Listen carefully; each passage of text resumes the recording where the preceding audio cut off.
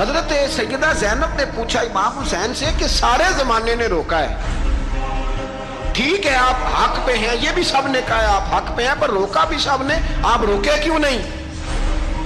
تو ابن کثیر اور ابن اسیر لکھتے ہیں کہ امام حسین رو پڑے، کہنے لگے بہن میں رک جاتا، پر میں نے رات کو نانا مصطفیٰ کو خواب میں دیکھا ہے۔ تو حضور نے فرمایا حسین اگر آج یہ رواج پڑ گیا نا یزید جیسے لوگوں کا تو قیامت تک پڑا رہے گا، پھر لوگ کہیں گے کوئی نکلا نہیں تھا تو ہمیں بھی نکلنا، پھر لوگ ظالموں کے سامنے گردنیں جھکانے کے عادی ہو جائیں گے۔ میں کہتا رہتا ہوں، کہہ رہا ہوں، کربلا کی جنگ کفر اسلام کی جنگ نہیں، کفر اسلام کی جنگ نہیں کربلا کی، کیونکہ یزید تو بڑا پکا نمازی تھا، خطبہ دیتا تھا وہ تو۔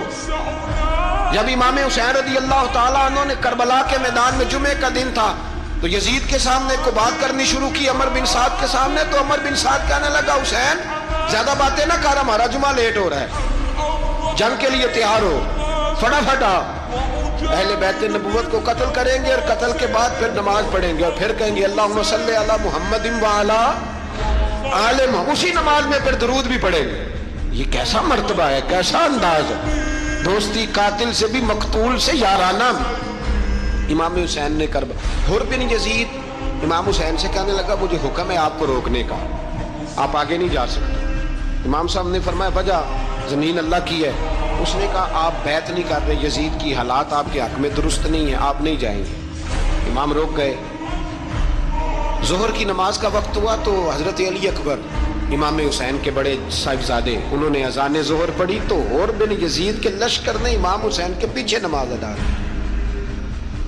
کہا بھئی تم مقابلے میں آئے ہو نماز پیچھے پڑھتے ہو؟ کہا حضور مقابلہ تو تلواروں سے کر رہے ہیں پر ہمارا دل تو مانتا ہے نا کہ مصطفیٰ کا نواسہ بڑی شان والا ہے۔ حر بن یزید نے 3 نمازیں لشکر سمیت امام حسین کے پیچھے پڑھی ہیں، 3 نمازیں، ظہر اثر اور مغرب۔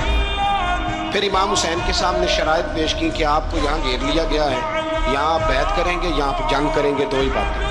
امام حسین نے فرمایا نہیں بھائی بیعت تو میں نہیں کرتا، اس کے علاوہ تم جو کہتے ہو میں کرنے کو تیار ہوں۔ اس نے خط لکھا، عبید اللہ ابن زیاد کو ایک بندہ دوڑایا پیچھے کوفے، چند میل پہ کوفہ تھا، کہا وہ نہیں مان رہے، کیا کرنا؟ تو حسین ابن علی ہے، میں زیادہ دیر انہیں روک بھی نہیں سکتا۔ انہوں نے پیغام دیا حر بن یزید کو کہ کرنا کچھ بھی نہیں، ان کا پانی بند کر دو، بلیک میل کرو، کھانا پانی نہیں ملے گا، چھوٹے چھوٹے بچے ہیں خود ہی مان جائیں گے۔